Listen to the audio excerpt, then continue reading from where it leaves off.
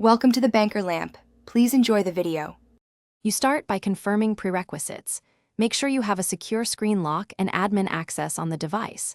Once done, back up any app data you care about, because app locks can trigger verification. Now open Settings, then go to Security or Apps and Notifications depending on your Android version. You're beginning the app lock process. This is where you select which apps to protect. Make sure to keep your Google account credentials handy for revalidation later, and proceed to install or enable an app lock tool if needed. You now enable the locking tool and grant critical permissions. If your phone has a built-in app lock, open it. Otherwise, install a trusted locker from Play Store and open it. Once launched, grant usage access, and if prompted, draw over apps and device admin.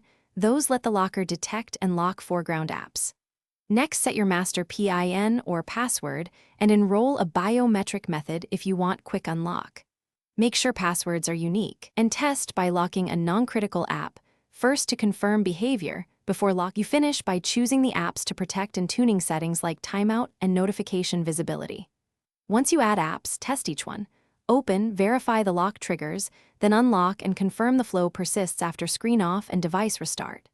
Make sure backup recovery options are set, so you can regain access if you forget the master password. If the locker misbehaves, re-grant required permissions first. If that fails, clear app cache or reinstall. This troubleshooting step usually resolves common permission or update conflicts quickly. Thanks for watching. If this was helpful, leave a like and consider subscribing. See you next time.